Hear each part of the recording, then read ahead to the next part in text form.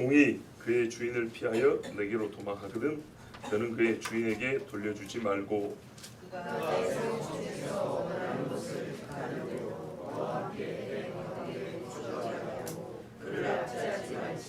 이스라엘 여자 중에 창기가 있지 못할 것이요 이스라엘 남자 중에 남창이 있지 못할지니 창기가 먼 돌과 귀 같은 자의 소득은 어떤 수많은 돌로든지 내 하나님 여호와의 전에 가져오지 말라. 이 돌은 다 내 하나님 여호와께 가지는 것임이니라.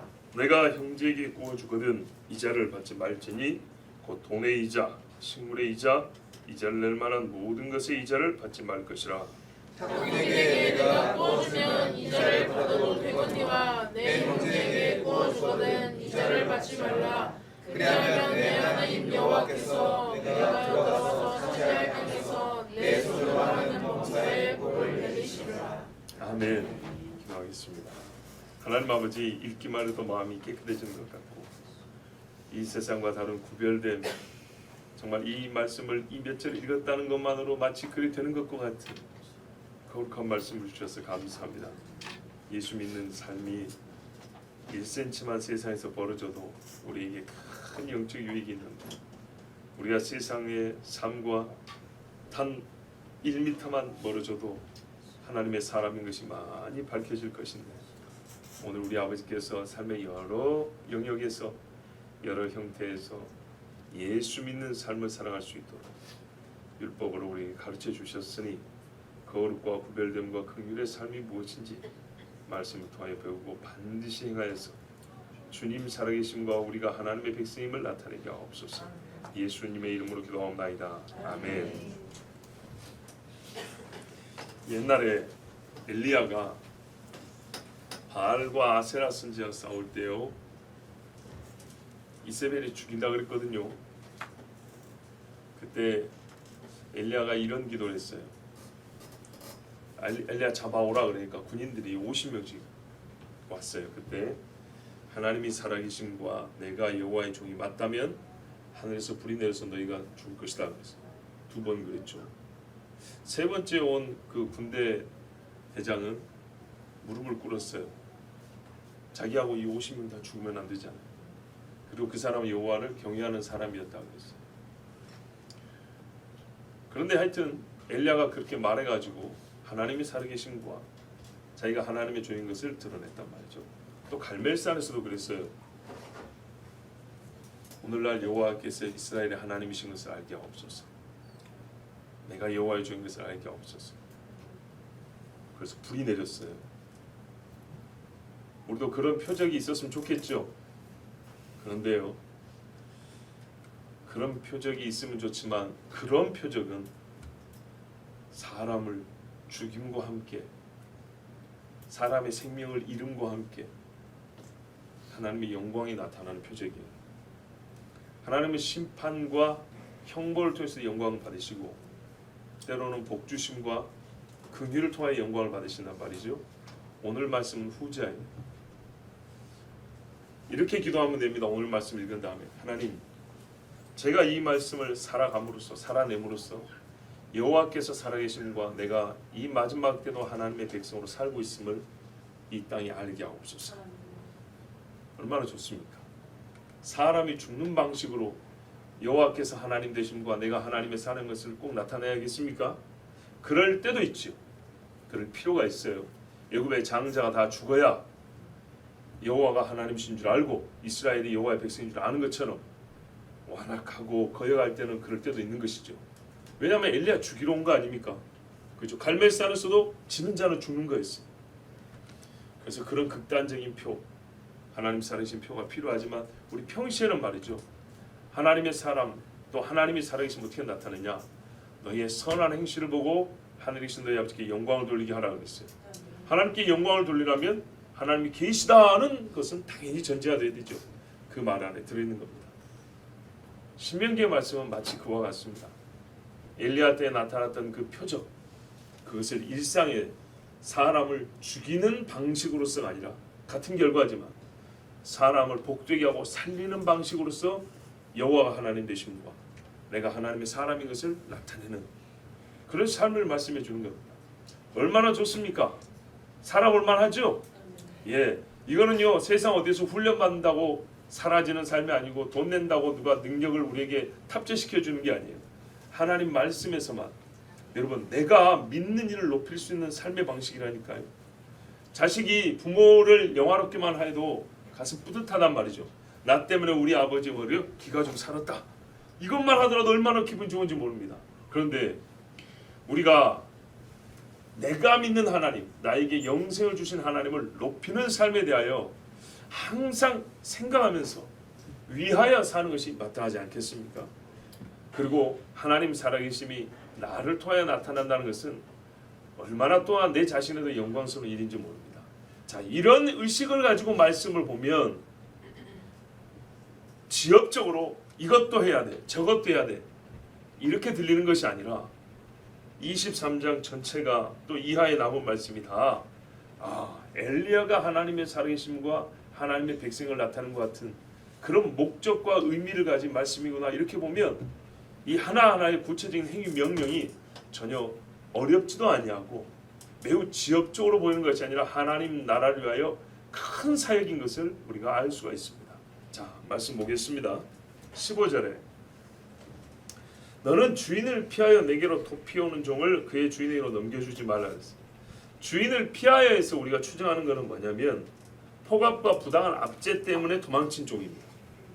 성경에서는요 주인이 참 좋고 종이 또한 자기가 빚진 것이 있어서 일하는 것을 막지 않습니다.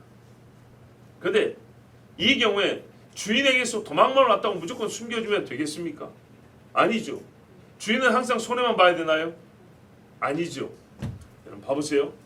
바울이요 빌레몬에게 오네시모를 보냅니다. 다시 오네시모가 빌레몬에서 도망친 자입니다. 그렇죠? 오늘 말씀대로는 바울이 율법을 어겼네요. 그래서 어긴 게 아닌 게 조화롭게 봐야 되는 거예요. 자, 하갈이 누구의 눈을 피해서 도망쳐 왔습니까? 사라. 그때 누가 돌아가라 그랬어요? 천사가 나타나서 하갈에게 뭐라 그랬어요? 네 여주인에게 돌아가 그의 말에 복종하라 이랬다고. 왜 그랬습니까? 하갈이 지가 임신했다고 주인을 업신여겼다고 그랬어요. 사라를 업신여겼다고요. 그래서 사라한테 얘가 좀 힘든 일을 당한 거예요. 누가 먼저 잘못했어요? 하갈이 잘못했죠. 그래서 네가 잘못해가지고 지금 힘들다고 나왔으니까 다시 돌아와서 하갈에게 사죄하고 그 말에 복종하라 그랬어요. 이게 하나님의 분비였습니다. 오네시모에게도 말했어요. 빌레몬은 예수 믿는 사람이에요. 빌레몬이 잘못한 게 아니라 네가 도망쳐 나온 거기 때문에 나는 너를 형제로 볼지라도 모든 그리스도인과 형제되려면 네 주인에게 가서 너의 잘못은 사과하라 그랬어요. 그러면 빌레몬이 어떻게 돼야 한다고요? 너희 새끼 곤장을 맞아야 돼. 그런 게 아니고 어떻게 해요? 바울이 편지 썼잖아요. 네 죄를 용서했다. 이제 형제와 같이 함께 가자. 이렇게 한다 그랬죠. 자, 이런 경우에는 돌려보내는 거예요. 그런데요, 하나님 말씀에서 돌려보내지 만한 경우는 왜죠? 애가 보니까 오만데 핏멍이 들어왔어요. 손이 뿔러져가지고 왔어요. 하하, 이놈은 돌아가면 죽겠구나. 주인이 이게 참 못된 사람이네. 그런 경우는 어떻게 하라고요? 돌려보내지 말란 말입니다. 그 아이가 빚을 져가지고 종살이하는 것보다 훨씬 더 큰 해를 입은 거예요.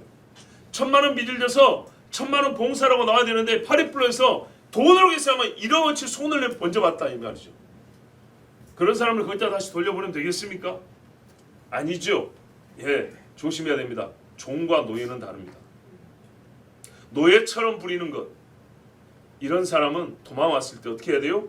보호해 주라 그랬어요. 자, 15절 보세요. 그러니까 말씀을 종합적으로 볼 때 주인이 아주 악한 사람이어가지고 해를 당하고 못 견뎌서 도망쳐 나온 종이에요. 이 종은 이스라엘 사람들이 주인에게로 다시 잡아주지 말고 잘 데리고 살아야 한다. 뭐 어떻게 해요? 16절 보세요. 내 성문 중에서 가장 좋은 것 중 한 곳을 택하게 하여. 자, 너 어디 살고 싶냐 할 때 이 사람이 우리가 어떤 도시를 갖고 있는지 어느 지역에 사는지 잘 모르겠죠. 몇 개를 골라주는 거예요. 좋은 것으로 골라주는 거예요. 자, 요 세 군데가 참 좋은 땅인데 너 이 셋 중에 하나 고르면 그리 보내줄게. 이렇게 하는 거예요. 괜찮죠? 예. 참 여러분 도망을 가도 선한 사람한테 도망을 가야죠. 이스라엘. 여러분 나중에 보면요 이런 말씀이 있어요. 열왕기상인가 보면 제 기억이 틀릴 수도 있습니다만은 아합하고 아람의 베나다 왕하고 싸워요. 그런데 이 베나닷이 의기양양해서 이스라엘이나 쓸어버린다고 했거든요. 자기들이 힘이 세니까. 그런데 전쟁을 해보니까 어떻게 됐어요? 졌어요. 져가지고 숨어 있었다고요. 근데 어떻게 했냐? 베나닷의 부하들이 뭐냐면 왕이시여 우리가 소문을 들어보니까 이스라엘 왕들은 긍휼이 많고 인자를 베푸는 왕이라고 그렇게 소문이 났습니다. 다른 왕들 같으면 내가 나가면 죽는 것인데 우리가 이스라엘하고 전쟁을 해서 패했잖아요. 그럼 이스라엘한테는 분명히 그냥 항복하고 나오면 살려줍니다. 그래서 살려줬어요. 자 보세요. 이스라엘 왕 중에 신앙 똑바로 된 왕이 없어요. 그 중에 아합이 얼마나 참 모자란 사람입니까? 그런데도요 어떻게 소문이 났다고요? 이스라엘 왕들은 긍휼이 많아서 살려주고 다시 보내주는 왕이라고. 왜 그러죠? 최소한 악은 악이지만은 그 저변에 역사적으로 흐르는 신앙 정신 중에 하나 뭐였어요? 율법의 긍휼 정신이 있단 말이죠. 그래서 나 같은 실제로 살려줬어요. 그런데 이 전쟁은 옛날에 사울이 아말렉을 살려주면 안 되는 것처럼 이 아람 왕 베나다 살려주면 원래 안 되는 거였어요. 안 되는 거. 근데 아합이 살려줘 버렸어요. 그래서 선지자가 어떻게 했습니까? 변장을 하고 와가지고 군인인 것처럼 왔죠. 다른 군인에게 자기를 좀 때리라 그랬어요. 때려가지고 왕 앞에 가지고 맞아서 억울하다 그랬어요. 군인인 것처럼. 네가 왜 맞았냐? 왜 억울하다 그러냐? 아니 누가 포로를 나한테 맡겨놓고 얘 도망쳐 놔주면 네 생명으로 갚아야 된다 그랬다고. 근데 내가 잠시 한눈판 사이에 포로가 도망가 버렸다고. 그래서 나한테 포로를 맡겨놓은 군인이 나를 때렸다고. 그래서 억울하다는 거예요. 자, 이거 억울한 건가요? 아니죠. 포로는 내 생명인데 왜? 네 목숨하고 바꿔야 되는데 몇 대 맞고 말았으면 다행이죠. 근데 그게 억울하다고 왕한테 하소연을 했어요. 이렇게 왕도 들어보면 뭐라 그래요? 야 이놈아 그거는 포로를 붙잡고 있어야지. 포로를 놓쳐버렸으면 네 생명으로 갚아야지. 너 죽어야 정사 아니냐. 근데 몇 대 맞고 말았으면 감사한 줄 알아야지. 됐어 그랬다고요. 그러자 선지자가 변장을 싹 벗었어요. 오 선지자요. 하나님이 당신에게 책망하는 게 바로 이거다 그랬어요. 누가 베나닷을 살려주라 하더냐. 이제 네가 네 생명으로 갚아야 된다. 아합이 나중에 죽습니다. 전쟁에서. 맞죠? 성경 그대로. 자, 근데 이 안에 이 사건 안에 가장 앞에 있었던 일이 뭐라고요? 베나닷 와서 살려준 거. 근데 왜 살려줬냐? 주변 나라에 소문나기를 그들은 약하고 고통 중에 있는 자가 오면 항상 보살펴주고 살려주고 자기 형제처럼 대한다. 이게 소문이 났다 그 말이죠. 그런데 그 근거와 뿌리가 어딨냐? 바로 이 말씀에 있는 겁니다. 이건 율법에 있는 거예요. 율법을 얼마나 이스라엘 백성을 다른 나라 백성과 구별시켜 준지 몰라요. 자 보세요.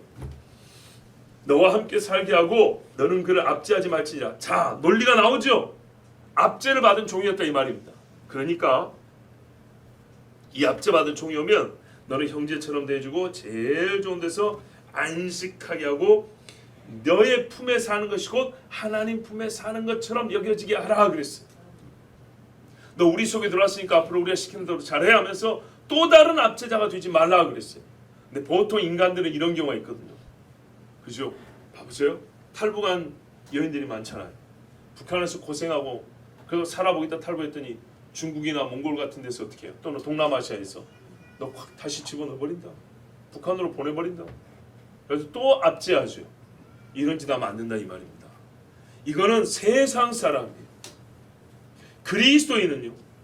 그 중국이나 다른 여러 국가들 중에서도 그리스도인들은 그렇게 안 합니다. 다른 사람들은 확 다시 보내버려요. 이러지만 그리스도인은 고이 숨겨주고 먹을 걸 대주고 남한으로 오겠다면 남한으로 갈 수 있는 길도 열어주고 도와줍니다. 이게 그리스도인입니다. 그 와중에서 예수 믿게 되는 사람도 있지 않습니까? 자, 다른 곳으로 도피해야 될 이유를 내가 다시 제공한 일이 없도록 그리스도인은 그래야 됩니다. 그러니까는 뭡니까? 하나님께로 온 사람들을 우리가 맞이했을 때 여기는 하나님 품이 아닌가 보다, 내가 다른 데서 하나님 품을 찾아야 되는가 보다라고 이렇게 여기게 만드는 교회가 되면 안 되겠죠. 우리 신앙에 적용하면 나는 여기 오면 살 줄 알았는데 여기는 내가 살 곳이 아니구나, 내가 세상에서 고통하던 거 여기 똑같이 있네, 그러면은 이거는 우리가 잘못하는 겁니다. 그런데요, 한편 어떤 경우가 있냐면 너무 심하게 환대하는 경우가 있어요. 그 사람이 하나님의 품을 떠난 죄인입니다. 그래서 우리가 하나님 품으로 돌아오라라는 외침으로써 하나님 품을 보여줘야 되는데, 그냥 우리의 친절로 하나님께로 돌아오라는 말을 대체해버려요. 그래서 우리의 친절함이 하나님 품인 것처럼 착각하게 만들어줄 수가 있습니다. 무슨 뜻인지 이해하시죠? 잘 모르시겠습니까? 봐보세요. 이 사람이 앞절 나오니 세상에서 고통을 당해왔어요. 그 이스라엘을 찾아왔어요. 그랬더니 이스라엘 통하여 하나님을 진짜로 만났어요. 여기가 하나님 곧 안식과 평안이 있는 곳이구나. 이 사람들 보면서 하나님을 만나게 된다고요. 그런데 어떤 사람은요, 죄를 짓고 왔어요. 앞죄를 나온 게 아니요, 죄를 짓고 왔는데 교회로 들어왔어요. 죄를 짓고 교회로 들어왔는데 앞죄 당하여 온 사람처럼 똑같이 대한단 말이죠. 똑같이 대해줘요. 어떻게? 좋은 것으로만 그냥 계속 먹이는 거예요. 그 사람의 죄에서는 전혀 묻지도 않냐고 따지지도 않아요. 그러면서 우리의 친절로 하나님의 품에 들어온 것을 환영합니다, 이런 식으로 종교를 내버린다고. 근데 진실한 하나님의 품 뭡니까? 당자가 내가 아버지과 하늘과 아버지께 죄를 지어 싸우니 이러고야 하나님 품이란 말이죠. 그런데 주염 열매만 먹는 사람을 데려다가 진수성찬 차려주고 여기가 하나님 품입니다, 교회가 이러고 끝난다 이 말이죠. 그러면 안 된다 이 얘기입니다. 내가 하나님과 아버지께 죄를 지어 싸우니가 나와야 되는 거죠. 그러면은 진수성찬만 먹고 끝나는 게 아니라 아들의 의복을 다시 입게 되는 겁니다. 그렇게 도와줘야 되는데 이 사람이 죄를 지었는지 아니었는지 상관치 않는 거, 이거는 문제입니다. 제가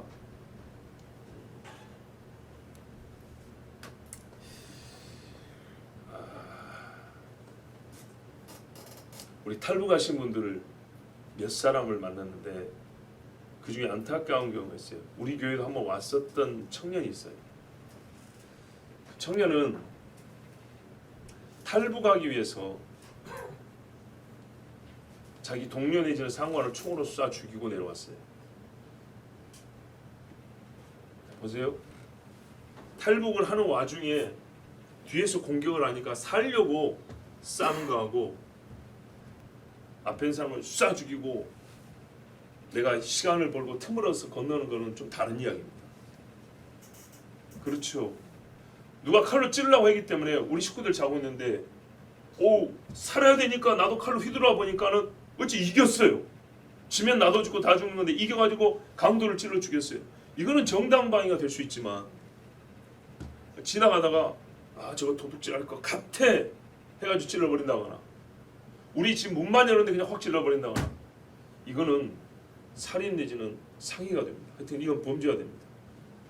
그럼 어떻게 해야 되죠? 우리나라에서 그래서 조심해야 될 게 있습니다. 교회에서요. 우리는 물론 국가 행정기관, 정부기관, 사법기관이 아닙니다. 교회입니다. 그런 의미에서 더 따뜻하지만 동시에 그런 의미에서 더 죄에 대해서 엄격합니다. 우리는 영의 사람들이기 때문에. 당신이 신체의 자유와 신앙의 자유를 찾아온 것은 할렐루야 참 고생 많이 했고 우리가 위로해주고 삶을 정착할 수 있도록 도와줄 수 있지만 이북에 있으면서 우상 숭배한 거 그리고 내려오는 과정에서 당신이 불필요하게 또는 탈북의 명분으로 다른 사람의 생명을 해하는 것을 전혀 양심의 가치 없이 저지른 것 이걸 회개해야 됩니다. 정확하게 얘기해줘야 됩니다. 그런데 한국인만 내놓으니까 북에서 뭘 했든지 따지지도 않냐고 환영 한단 말이죠. 우리가 도와줄게 이런단 말이죠. 이건 아니에요. 천사가 하갈에게 뭐라 했어요? 돌아가라 그랬어요. 빌레몬에게 오네시모를 다시 보냈어요. 그래서 북에서 내려오는 과정이 고생한 것은 고생한 것이고 그것을 우리가 밥 한 그릇 먹여주며 옷도 주면서 따뜻하게 대해줄 수 있으나 이 사람들이 교회에 오는 것으로 만족하지 말고 지금까지 살아온 죄에 대하여, 그럼 이 땅에서는 말입니다, 여러분, 고생한 사람 없습니까? 얼마나 고생 힘들게 사는 사람도 있어요. 그 사람들도 교회 우리가 똑같이 그러잖아요. 당신은 죄이면 똑같이 가르치잖아요. 근데 이북에서 왔다는 것 때문에 회개하는 소리를 안 해요. 문제가 있습니다. 그래서 의외로 신앙생활을 그렇게 잘하는 사람이 없어요. 그 고생길을 걷고 왔으면 신앙생활 진짜 잘할 것 같거든요. 근데 의외로 적어요. 굉장히 적어요. 자, 17절입니다. 이스라엘의 딸들 중에서는 창녀가 있지 못할 것이며 이스라엘 아들들 중에서는 남색자가 있지 못할 것이니라. 아멘. 유다가 다말을 간음했는데 며느리 있죠. 아들 안 준다고. 근데 그 동네 가서 이제 화대 그러니까는 몸값을 지불하려 했어요. 근데 그 동네 사람들이 뭐라 하면 우리 동네는 창녀가 없다 그랬어요. 자, 가나안의 어느 한 동네입니다. 그런데도 말했어요. 우리 동네는 창녀가 없다 그래서 이걸 자랑스럽게 말했어요. 그런데 이스라엘 중에 창녀가 있어도 되겠습니까? 성경에 이르기를 신전 창기까지 있었다 그랬어요. 성전 안에 이방 신전에서 그 몸파고 음행하는 사람들과 똑같은 사람들이 성전 안에 있었고, 성전에 창고들이 많고 방이 많잖아요. 제사장의 방도 있고, 옷감 만드는 방도 있고, 청소 도구 나누는 방도 있고, 뭐 그릇들 쌓는 방도 있고, 그 중에 어떤 방은 창기들의 방이라고 했어요. 성전 안에. 여러분, 하나님이 그날 당장 불벼락을 때리지 않은 것이 얼마나 감사와 하나님의 긍휼이 큰지 보세요. 이게 말이 되는 이야기입니까? 말도 안 되는 거예요. 우리 교회 뭐 사실 마당이랄 것도 없지만 우리 마당에다 여러분 불상 하나 딱 세워놓다 생각을 해보세요. 누가 여기를 교회라고 보겠습니까? 그런데 성전 마당에 하나님께 번제단 있고 그 옆에 불상을 2개 세워놨다 생각해보세요. 이해가 됩니까? 근데 유다가 분명히 그렇다 했어요. 예? 이집트에 있는 거 갖다 세워놓고 뭐 저기 바알이 마차 타오는 그거 갖다 세워놓고 불술에 태양상 5만 걸 다 세워놨다 했어요. 종교 단지가 된 거예요. 종교 단지. 그래서 히스기야 같은 왕, 요시야 같은 왕들이 그걸 쓸어다가 흰놈의 골짜기 버려버리고 도베산다에 버리고 불을 질렀다 하지 않습니까? 이스라엘에서는 이런 일이 있으면 안 됩니다. 이스라엘에는요, 창기, 가증한 자라고 그랬습니다. 여러분, 이스라엘이라는 말이 이 짧은 한 절에 9절마다 반복되는 거죠. 이스라엘 중에는 창기가 없을지니, 이스라엘 중에는 뭐가 없어야 돼요? 남색자 없을지니, 남자 몸 파는 사람, 동성애자들 없애야 된다고 그랬어요. 교회 동성애자가 들어옵니다. 전도해서 예수 믿게 만들어야 됩니다. 우리 할 일이죠. 그런데 그가 끝까지 그걸 못 버립니다. 그럼 어떻게 해야 되죠? 한 10년 품어줄까요? 아닙니다. 다른 데 가보세요 하는 것이 맞습니다. 고린도전서에 보세요. 너희 중에 음행하는 자들이 있다 하니 내가 누구도 사단에게 내주었다 그랬어요. 내주라고 그랬어요. 아주 모든 것을 다 품을 수 있는 것처럼 사람이 하나님보다 더 은혜롭고 긍휼 있고 사랑 많은 폼 잡지 마라 그랬어요. 전에 말씀드렸죠. 몽골 선교사님 이야기 좀 여러 번 말씀드립니다. 아가씨들 데리고 집 나온 여자애들 데리고 그 소녀들을 데리고 사는데 한 애가 아르바이트 간다고 하더니 배가 불러 와버렸다 이 말이죠. 배부른 애는 어디다 내보내겠어요? 그런데도 나가 그랬어요. 고린도전서에 말씀에 따라 네가 여기 있으므로 다른 여자애들에게 음풍이 불고 그 행실에 옳지 못함이 전염이 될까? 울면서, 그러나 정말 엄마 같아서 울면서 보냈다. 학교 교사하다가 거의 중년이 넘어서 퇴임하고 가신 분이고, 근데 나중에 어디 집회하고 가고 예배하러 갔더니 그 애가 있다 그랬죠. 성경이 눈물에 젖어가지고 너덜너덜 정도로 회개한 영혼을 만났다 그랬어요. 하나님 말씀이 맞다 그랬어요. 너는 내쫓으라. 거기까지 네 할 일이고 그 다음은 내가 책임진다. 사랑 많은 척 하지 말라는 거예요. 사랑으로 타일고 훈계하지만은 듣지 아니할 때는 이 살아있는 공동체에서 나가! 그래라 그랬어요. 그래서 내쫓았을 때 어떻게 돼요? 오히려 살게 됐다 그랬어요. 같이 사는 거죠. 하나님 말씀이 뭐라 합니까? 너희는 이스라엘이기 때문에 이 땅에 더러운 것이 있으면 안 된다 그랬어요. 자, 여러분 이스라엘이니까 이것보다 더 나은 이유, 더 큰 명분 있습니까? 이 땅에 창기가 없어야 되고 남색자가 없어야 될 이유로 너희는 이스라엘이니까 왜? 더 큰 이유가 있으면 말씀해 보세요. 우리 교회 중에도 창기가 없어야 되는 이유를 레위기 19장 말씀처럼 나는 여호와라 내가 거룩하니 너희도 거룩할지니라 이 말씀 외에 더 큰 이유나 의의가 있는 뭐 다른 원인이 있습니까? 없지요.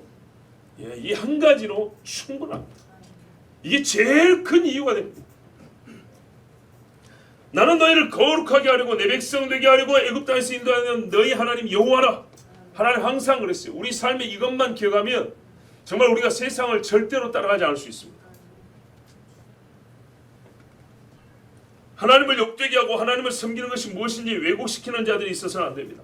거룩한 땅에 음란한 것이 같이 있으면서 여기가 그리스도인의 장소, 여기가 신앙인의 땅이야 이런 식으로 절대로 말하면 안 됩니다. 오히려 그런 게 있으면 뽑아야 되고 부끄러워야죠. 우리는 이런 것도 다 용납할 줄 알아. 우리는 마음이 넓고 우리는 쿨해서 말이지. 하나님이 만들어내지 않은 말들 갖다 붙이지 마세요. 예. 하나님 미안합니다. 쿨한 하나님 아니에요. 하나님 무서운 하나님이에요. 쿨? 아니요. 하나님이요? 아주 시원한 하나님이에요. 뭐 같은 말인가? 뭐 쿨 정도가 아니에요.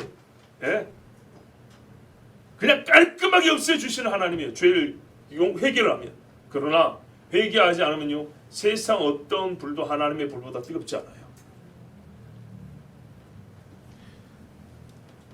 이 만약에 창기가 이스라엘 땅에 있으면 이 땅에 들어온 사람들은 여기가 하나님이 주신 땅이구나가 아니라 하나님이 어디 계신지 알지는 못합니다.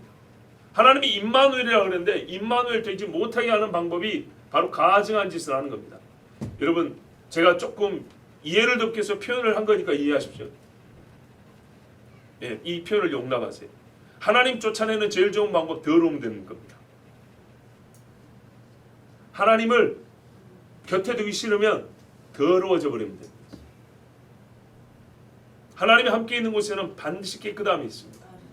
이스라엘의 더러운 것들을 두면요 하나님 떠나버립니다. 성령 우리 성경에 그러잖아요. 너희가 성령을 근심케 하고 너희 몸 성령에 전된 너희 몸을 더럽게 하고 성령이 떠나버립니다. 성령을 근심케 하고 다윗도 죄지니까 벌써요 성령을 내게서 거두지 마옵시고 구원의 기쁨을 회복시키소서. 뭔 일이 벌어졌다는 거예요. 죄를 지으니까 성령의 거함이 없어졌다는 거예요. 영감이 없어요. 영감. 그리고 기쁘지 않아요. 여전히 공식적으로는 하나님의 사람인데 하나님이 기름 부었는데 구원의 기쁨이 없어져 버렸어요. 예수 믿는 즐거움이 없어져 버렸어요. 죄가 있기 때문입니다. 반드시 죄가 있기 때문입니다. 자, 창녀와 남색자가 가득한 나라, 그것이 있는 땅, 이는 가짜 하나님 나라입니다. 거짓 기독교 국가입니다. 잘 기억하십시오. 문패만 교회일 뿐이지 교회 아닙니다. 거기. 그러나 음행자가 있더라도 회개한다면 거기는 교회가 될 수 있지만 그 음행을 하나님 사랑이냐고 품는다고 얼씨구나 이러고 있을 때 거기는 교회가 아닙니다. 요한계시록 보세요. 어디가 교회고 어디가 교회가 아닌지 잘 보세요.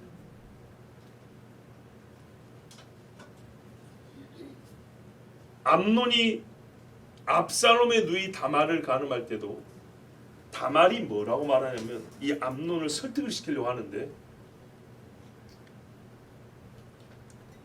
오빠의 하려는 행실은 이스라엘 중에서는 있어서는 안 될 일이라 그랬어요.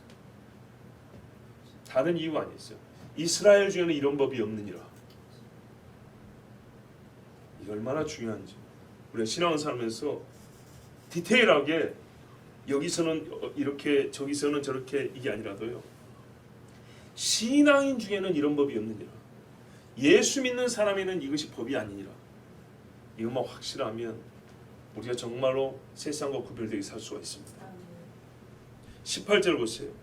이스라엘 중에 있어서는 안 되죠. 그래요. 이 사람이 있어서는 안 되기 때문에 그 사람과 관계된 모든 것도 있어서는 안 되고요. 다르게 말하면 하나님이 안 받습니다. 18절에 너는 장녀의 몸값이나 개로 번 돈은 주 너의 하나님의 집에 어떤 선한의 일로도 가져오지 말라 그랬어요. 개는 뭡니까? 앞에 말씀과 종합하여 볼 때 남색자들이죠. 그죠? 남창들이에요. 왜? 17절 그대로 받았으니까요. 여자 창녀든 남자 창녀든 간에 이 사람들이 하는 짓은 개 같다 그랬어요. 개 같다. 뜬금없이 개를 사람의 어떤 종류를 가리키는 데 쓴 이유가 뭘까요? 왜 개가 용할 때 가장 상스러운 욕이 되는지 아십니까? 개가 들어가면 개는 혈족 불문 교미를 합니다. 그래서 개라 그럽니다. 저 어릴 때 시골에서 어른들이 싸울 때 말이죠. 우리 평상시에 우리 동네는요 일상적인 욕이 개새끼예요. 그런데 뒤에 개새끼라고 안 하고 좀 이제 좀 화려한 수식어를 붙이면 진짜 상스러운 욕이 됩니다. 개하고 뭐 그냥 쫙 붙이는 말들이 있어요. 그러면 누가 들어도 이거는 최악의 저주입니다. 가장 저질스러운 욕입니다. 근데 왜 하필만 맨날 개가 들어가냐? 개는 ABM이가 없어요. 아시겠죠? 그래서 개인 거예요. 음란한 자를 그래서 개라 그래요. 요한계시록 뭐예요? 개들과 술객들과 음행하는 자들은 하나님의 성에 들어오지 못한다 그랬어요. 왜?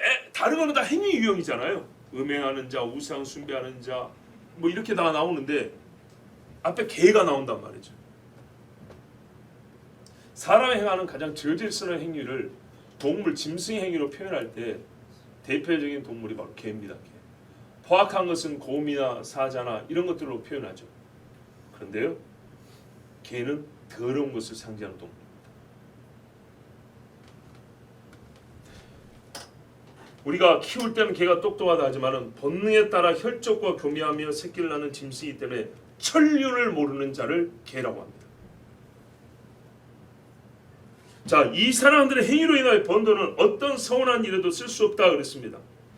자, 서원이라는 거는요 의무가 아니고 자원입니다. 억지가 아니고 기뻐서 내는 겁니다. 보세요. 그러니까 얼마나 이게 그만해 보세요.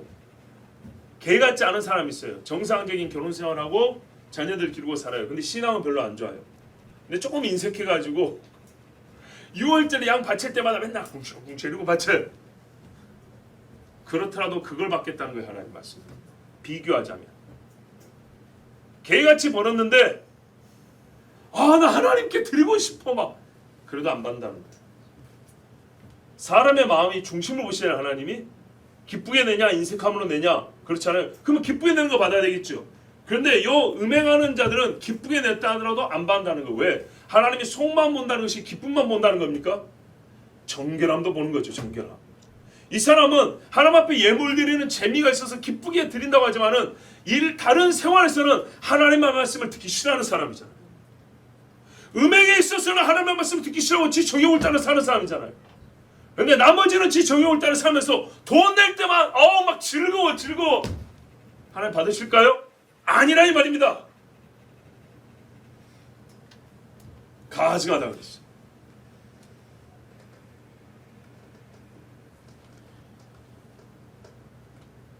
얼마 전에도 이 유사한 말씀 한번 전한 적이 있습니다.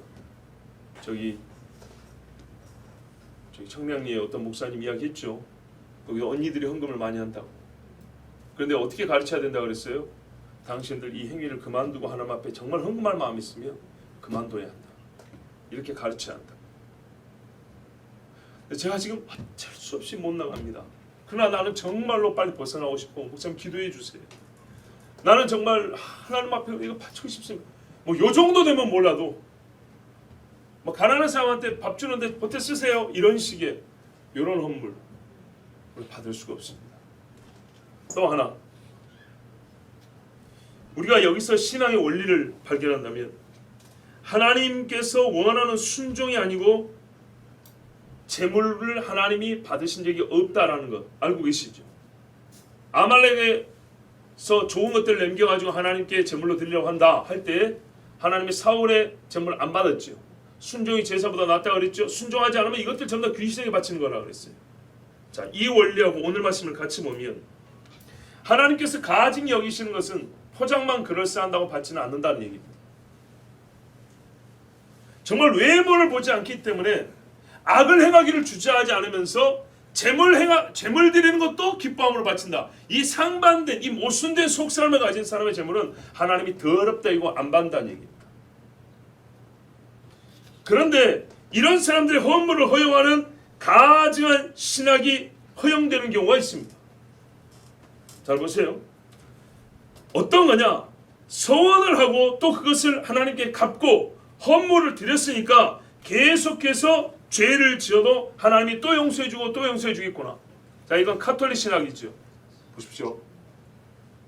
내가 죄를 졌는데 헌금 얼마 했어요. 아, 하나님 이거 받으셨죠? 사제 신부가 받으니까 하나님이 받아준 거예요. 보세요. 제 설교만 유독 잠이 온가요? 보십시오. 죄를 짓고 카톨릭 신부에 갔더니 하나님께 돈을 얼마 바치라고 했어요.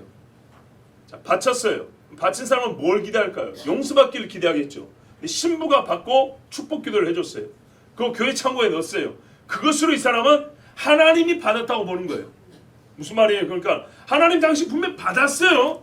받았어. 안 받았으면 몰라도 받아 먹었잖아. 그럼 뭐죠? 그것으로 사면의 자유를 가지고 나가는 거예요. 또 죄를 져요. 그러면 또 뭐가요? 또 돈 가지고 와요. 그래서 하나님 앞에 드려요. 근데 하나님은 안 받았는데 하나님을 대리한다는 사람이 받아버리니까 어떻게 돼요? 하나님이 받은 게 되는 거예요. 그래서 하나님이 받았으니까 나는 또 용서받는 거지. 아니, 용서를 안 해주려면 안 받으셔야지. 안 받으셔야지. 아, 받아놓고 그리고 또 나와서 죄 짓고 또 나와서 죄 짓고 돈으로 하나님하고 이렇게 해요? 죄값을 치르는 겁니다. 이런 식의 신앙이 나오는 겁니다. 이거 아주 조심해야 됩니다. 그런데 우리도 그런 경우 있어요. 죄 져놓고 아, 오늘 기도했어 하나님 이러고 또 갑니다. 물론 약해서 그럴 수도 있지만 신학 자체가 그렇게 형성될 수가 있다고요. 내가 막 죄를 지는데 나 봉사했어. 옆에 사람 칭찬했어요. 내가 또 가슴도 뿌듯해요.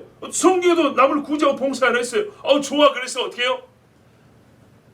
다른 류의 죄가 용서받은 것처럼 생각해요. 보세요. 종류가 다른 것을 서로 이렇게 근수 달아가지고 하는 게, 보세요. 돌 1kg하고 고기 1kg하고 바꾸는 게 아니라 같은 1kg라고 했어. 이해되십니까? 음행의 죄를 지었는데 내가 가난한 자를 100만 원치 도와줬다 해서 음행의 죄가 가시는 게 아니라고요. 음행의 죄는 음행의 죄대로 회개해야 되는 거예요. 구제한 건 구제한 것대로 상을 받는 것이고. 맞습니까? 돌하고 고기하고 똑같은 1kg라고 어떻게 바꾸냐 이 말이죠. 금하고 고기면 몰라도. 그런 겁니다.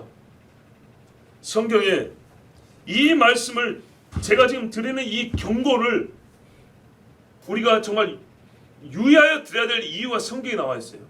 잠언에 7장 14절 15절을 보면 아주 중요한 이야기 있는데 음란한 계집 이야기가 있습니다. 뭐라고 되냐면 지나가는 총각을 잡아요. 지금 음행 이야기니까 이 말씀이 참 도움이 돼요. 내가 화목제를 드려 서원한 것을 오늘 갚아노라. 이러므로 내가 너를 맞으려고 나와 내 얼굴을 찾다가 너를 만났도다. 자, 이 여자의 생각이 뭡니까요? 내가 하나님께 소원한 거 있어. 근데 내가 오늘 그거 갚았어. 다 갚았다는 거예요. 그럼 어떻게 해요? 이제 하나님이 나한테 복줄 차례라는 거예요. 근데 내가 원하는 복은 뭐냐면 젊은 총각 하나 만나는 거였어. 그래서 야, 찾다가 너를 딱 봤어. 아, 오늘 소원한 걸 다 갚았는데 하나님이 오늘 나한테 서비스 해주시네. 이렇게 생각하는 거예요. 이게 이스라엘 여자예요. 이게 바로 음란한 생각을 갖고 사는 사람들 신학이에요. 이게 신학. 하나님께 소원을 갚았으니 이제부터는 내 행위는 자유롭다 라든지, 어찌됐든 전에 소원물을 갚았으니 하나님께서 내가 하는 모든 일에 이제는 도움을 주실 거죠. 내가 하는 모든 일에 내가 뭘 하든지, 왜 나 갚았고 하나님 먹었잖아. 하나님 도움을 주실 것이다. 이런 허탄한 신앙을 가지고 있는 사람들께요, 음행을 행하는 사람들 속에 많아요. 그래서 이 잘못된 신앙을 갖고 있는 사람의 대표로 이 가증한 여자를 잠언에서 가르쳐주고 우리 보여주는 겁니다. 자, 하나님께 자원하여 서원하고 예물을 드리는 자의 생각으로 이 음란한 여자 또는 이 신명기가 말씀하는 것 같이 이 개 같은 사람들의 이런 예물은 전혀 합당하지 않고 하나님이 받지 않습니다. 여러분, 서원이라는 것은요, 안 해도 되는 것인데 하는 거잖아요. 그 자체로 더 거룩함을 위해서 하는 약속입니다. 혹시 더 부정함을 위해서 하는 약속으로 서원이 행해지는 거 봤습니까? 없습니다. 하나님을 더 사모하게 드리는 게 서원 예물입니다. 자기 공로나 자기를 드러내려고 하는 것이 아닙니다. 그런데 서원하고 예물까지 들어놓고 나는 음행을 하겠다. 하나님이 받았으니까. 말도 안 되는 소리죠. 절대로 이런 가증한 신앙을 갖지 않기를 바랍니다. 정직하고 깨끗한 마음과 행실로부터 나지 않는다면 아무리 눈에 좋게 보여도 하나님은 그것을 받지 않으실 뿐 아니라 그를 죄로 여기십니다. 죄입니다. 죄. 아까도 말씀드린 것처럼 사울이 아말렉을 멸하지 않고 남겨둔 것에 대해 하나님께서 정죄하셨다는 것을 잊지 마십시오. 그날부로 너를 버렸다 그랬어요. 항상 헌물을 두고 기도하지만 이제 저도 여러분 여기서 헌물을 두고 하나님 앞에 감사기도 하잖아요. 그때 뭐래요? 정직하게 들어오고 정직하게 나가고 깨끗하게 들어오고 깨끗하게 나가고. 이게 신앙입니다. 이스라엘 중에서는 이런 일이 있어야 되는 것처럼 그리스도인에게서는요, 물질에 오호하는 것이요, 깨끗한 물이 흐르는 것처럼 그렇게 흘러야 되는 것입니다. 19절입니다. 너는 내 형제에게 구워주고 이자를 받지 말지니 돈의 이자나 양식 구워주는 어떤 것에 이자도 취하지 마라. 어떤 이유도 안에 이자 받지 마라 그랬어요. 자, 근데 이 어떤 이유는 대개 뭡니까? 땅에서 나는 것들이죠. 예, 땅에서 나는 것들 중에 채소가 됐든지 곡식이 됐든지 목재가 됐든지 목화가 됐든지 짐승이 됐든지 이자 받지 말라는 거예요. 왜 그렇습니까? 하나님이 땅을 줬기 때문이에요. 이해되죠? 너희는 원래부터 다 나에게 빚진 자예요. 지난 우리 주일날 말씀 기억나죠? 그렇기 때문에 너희끼리는 이 땅에서 나는 걸로 서로 이자 놀이하지 마라 그랬어요. 너희 자신이 이미 나한테 빚진 자인 거예요. 내가 너에게 이자를 받지 아니하여. 그러므로 너희끼리 이자 받으면 안 된다 그랬어요.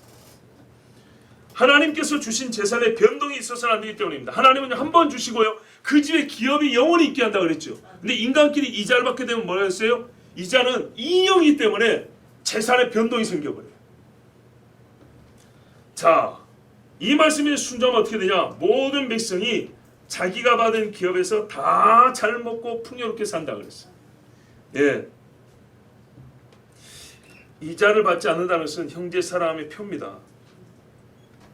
내가 하나님의 은혜로 산다는 감사의 증표입니다. 여러분, 본래 이스라엘 사람은요, 어떤 책임이 큽니까? 가난한 형제를 도울 책임이 크죠. 그러고도 절대 하나님이 부유함을 잃지 않게 해주신다 그랬죠.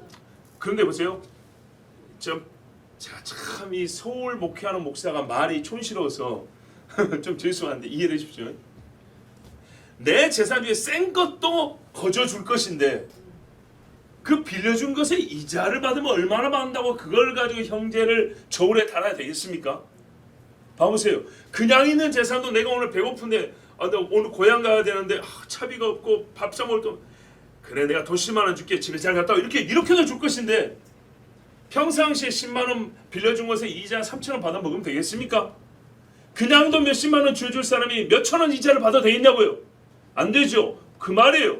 너희는 너희에 있는 생 재산도 4분의 1을 떼어나가도 형제를 줄 수 있는 자가 이스라엘인데 100분의 1, 1000분의 1 이자를 가지고 형제를 괴롭게 해서 되겠느냐 그 말이에요. 형제가 형제됨을 무엇으로 증명할 것입니까? 어릴 때 보세요. 집안에서 막 싸우다가 밖에 나와서 누가 때리면 형이라고 지가 얻어 터지면서도 말려주죠. 막 이게 형제입니다. 그런데 희한해요. 돈이 들어가면 형제 우위가 금방 없어지더라니까요. 주먹질하는 데는 같이 싸우는데 돈 몇만 원 때문에 형제끼리 의가 틀어지는 경우가 있어요.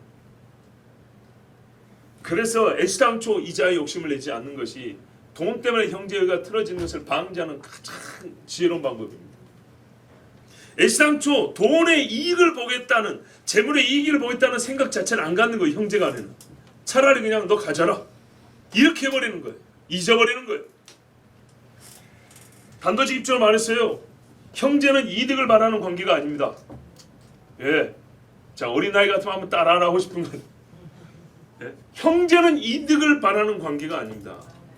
성경에 형제는 기쁨으로 손해보는 관계라고 그랬어요. 부모가 기쁨으로 자녀에게 다 주잖아요. 그거보다는 못하지만 기쁨으로 손해를 볼 수 있는 것이 사랑인데 형제 우애입니다. 형제 간의 사랑입니다. 기쁨으로 손해보는 겁니다. 최근에 저희 막둥이 보셨죠? 자기 신랑이 형제 둘인데 부모님이 일찍 돌아가셨어요. 이렇게 저희 막둥이가 시집 가서 1년 안에 시아버지가 돌아가셨고 한 2년 3년 만에 시어머니가 돌아가셨어요. 참 불쌍하죠. 아들 둘이 남았는데, 덩그레 남았는데 근데 아버지 사업터가 있어가지고 작은 아들에게, 그러니까는 시동생에게 그걸 그냥 가져가겠고, 부모님 살던 집도 시동생이 살고 본인들은 시내 나와서 전세 살아요. 근데 나중에 재산 분할 어떻게 해야 되죠? 형과 아우가 공장에 나누든지 형이 좀 더 갖든지 뭐 그래야겠죠. 그런데 얘가 예수 믿더니 정말 정신이 어떻게 됐는지 이번에 뭐라 그러냐면 자기 신랑한테 그랬대요. 여보, 우리 시동생, 자기 시동생 있죠, 걔한테 집 줘버립시다 그랬대요. 지금 공동으로 돼 있는데 걔한테 줘버리자고.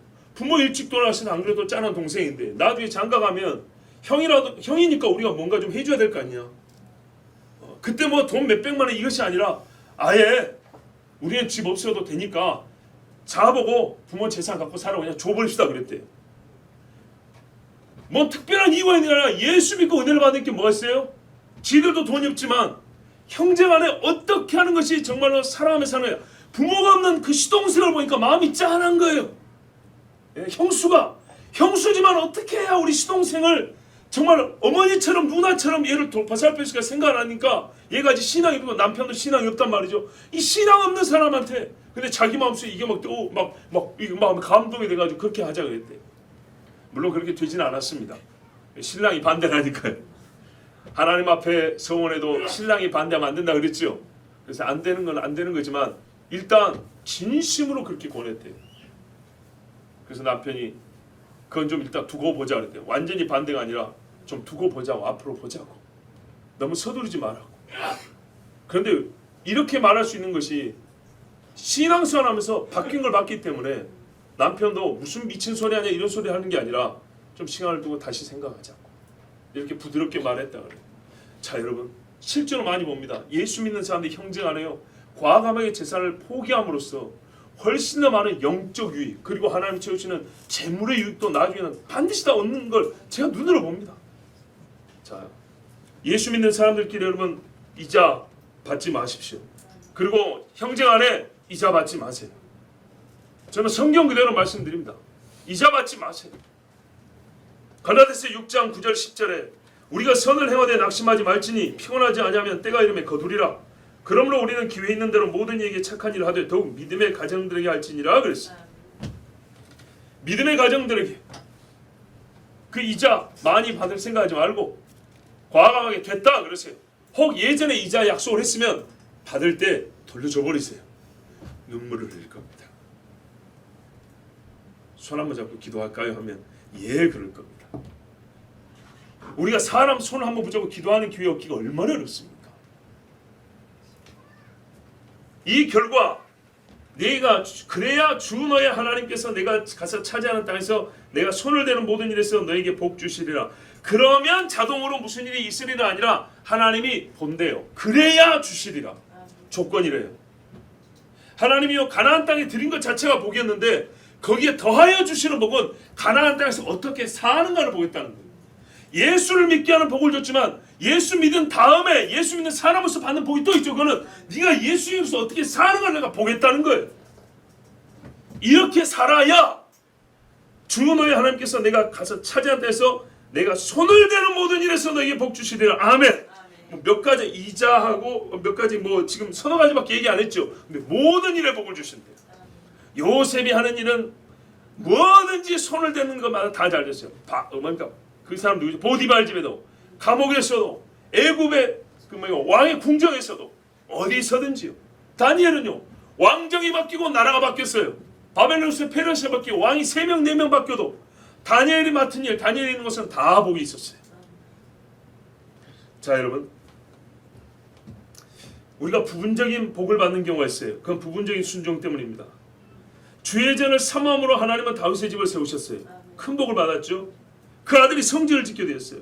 그렇지만 그가 간음과 살인을 저질렀기 때문에 다윗의 집에도 피와 간음이 뒤이었어요. 솔직히 말하면 부분적인 순종은 죄가 들어있다는 얘기잖아요. 그러므로 그것은 순종이라고 볼 수 없습니다. 그래서 죽어야 되고 파멸당해야 됩니다. 그러나 하나님께서 긍휼히 여기심으로 용서의 기회를 주셔가지고 우리가 회개하고 부분적인 순종이 온전한 순종이 되기까지 기회를 얻고 사는 것입니다. 부분적인 순종으로만 만족하지 마세요. 부분적인 순종은 부분적인 죄가 있다는 것. 죄가 있다는 것을 항상 기억해야 됩니다. 자, 오늘 말씀을 다 읽었습니다. 하나 여쭤보겠습니다. 혹시 이 말씀대로 행했을 때 내가 부정한 일을 하게 될 것이다, 불이한 결과를 얻을 것이다, 그렇게 예상되는 분 계십니까? 없으시죠? 분명히 하나님의 말씀대로 의롭고 복된 결과를 얻을 거라고 여러분 믿으시죠? 자, 보세요. 우리가 어떤 행위를 하기 전에는요, 누군가 나에게 행위를 요구할 때는요, 나도 요구하는 조건들이 있어요. 잘 보세요. 이제 조금 한 계단만 더 깊이 들어볼게요. 우리가 누가 나에게 무슨 행위를 요구해요. 너 이렇게 하세요, 저렇게 하세요 할 때 우리가 그에게 요구하는 것은 왜 해야 되는지를 알고 싶어요. 그 왜 해야 되는지 그 왜를 좀 이렇게 나눠서 분석해 보면 진짜 양심에 부합해야 돼요. 도덕적 원리와 논리에도 부합해야 돼요. 보세요. 양심의 어긋남이 없어야 되고요. 또 도덕 논리, 예, 앞뒤가 모순이 되지 아니하고 선함으로 연결이 돼야 돼요. 그리고 결과가 유익하냐, 여기까지 오케이가 되면 행위를 따라가게 돼 있어요. 맞죠? 처음부터 양심에 거스르면 내키지 않아 이렇게 간단 말이에요. 뒤에 가서 유익하지 않으면 뭐 얻는 것도 없는데 이렇게 간단 말이에요. 근데 양심의 부합함과 도덕 논리의 합함과 결과의 유익함까지 갖춰지면 우리는 그 행위를 따라갑니다.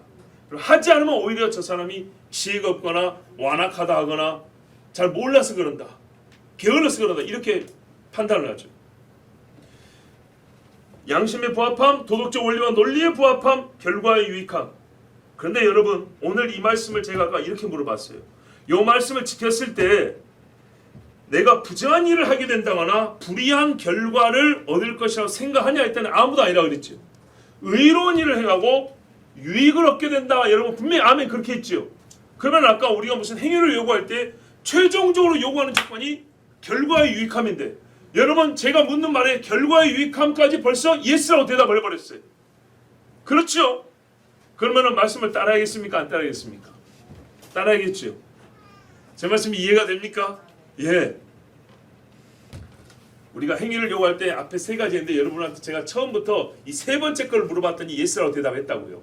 마지막 단계를 예스라고 대답했다고요. 그러면 우리는 반드시 하나님 말씀을 지켜야 됩니다. 내 입으로 말한 것처럼 유익하다 했으니 지켜야 됩니다. 그래서 제가 여러분에게 다시 한번 말씀드리고 또 다른 것이 아니라 오늘 말씀을 그냥 그대로 지켜보십시오. 예, 복잡하게 생각하지 말고 그대로 지켜보십시오. 그리고 한 가지만 더 말할 수 있다면, 표면으로 드러나 감각으로 체험할 수 있는 실제에 대한 설명이 아니라 이면에 감춰있는 하나님의 뜻을 살펴 전하는 것이라고 생각합니다. 그게 뭐냐면 하나님이 왜 이걸 명했을까?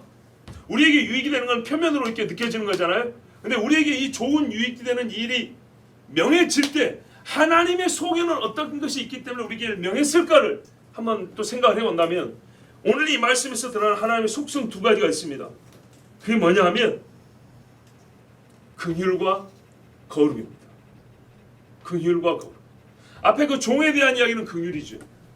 그리고 아무리 너희가 자원하여 서원하여 바친다 할지라도 개와 음행하는 자의 예물은 받지 않는다. 그렇죠. 이자를 받지 말아도 긍휼이죠. 그렇죠. 이 땅은 내 땅인데 너희 땅처럼 살지 마라. 하나님의 거룩이죠. 그래서 하나님의 모든 율법은요, 요약하면 그 안에 하나님의 속성, 하나님의 어떠하심이 항상 들어있는데, 하나님은 인자와 긍휼이 많은 하나님이요, 또한 하나님은 거룩하신 분이라는 거예요. 우리 삶의 인자와 긍휼이 나타나게 하고 우리에게 주신 땅이 항상 거룩하게 보존되기를 원하는 이 최종적인 목적하에 하나님의 율법을 주셨다는 겁니다. 그러면 결과적으로 어떻게 되냐? 많은 사람들이 아까 엘리야 얘기처럼 여호와가 하나님이신 것과 이스라엘의 하나님의 백성인 것을 아는 것입니다. 이 땅에서 세상 어느 법과도 다른 하나님의 법으로 통치되고 다스려짐을 받는 사람들이 있고, 그 결과가 세상과 다르다는 것을 이 사람들이 눈으로 보고 귀로 듣게 되는 것입니다. 자, 여러분, 세상 사람들이 볼 수 있도록 우리 이 교회 안에도 뭐가 있어야 된다고요? 긍휼과 선함이 있어야 됩니다. 그리고 거룩함이 있어야 됩니다. 반드시 이 두 가지가 우리 삶의 전 삶의 시간과 공간과 관계와 나의 존재와 사건 모두에서 항상 발견되어야 됩니다. 하나님의 속성이 신앙인의 속성은 본성보다 깊은 것입니다. 그 성질을 잃어버리면 존재가 부정되는 것. 거룩함이 없는 신은 하나님이 아니고 긍휼이 없는 신은 하나님이 아닌 것처럼 하나님의 긍휼하심과 거룩하심이 없는 사람은 하나님의 사람이 아닙니다. 그러므로 율법의 목적이 하나님을 닮게 하는 거고 하나님의 백성이 되게 하는 거라면 오늘 우리는 이제 그리스도 예수로 말미암아 율법보다 더 완전한 새 법을 얻은 사람들이기 때문에 어떻게 돼요? 율법의 거룩함과 의로움이라는 것은 우리 삶의 아주 기본에 깔려 있을 정도가 되어야 됩니다. 우리는 이보다 더 의로워야 되고요, 더 거룩해야 되고요, 더 긍휼에 풍성한 사람들이 되어야겠습니다. 그리하면 하나님 말씀하신 대로, 그래야 여호와 하나님께서 내게 주시는 땅에서 내가 손대는 모든 것에 하나님이 복 주시리라. 우리의 삶에도 하나님께서 반드시 복 주실 줄로 믿습니다. 우리 이 시간 함께 기도합니다.